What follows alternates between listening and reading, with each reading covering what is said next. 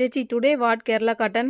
இன்னைக்கு வந்துங்க சூப்பரான 3D டிஜிட்டல் பிரிண்ட் பண்ண கேரளா காட்டன் saree பார்க்க போறோம்.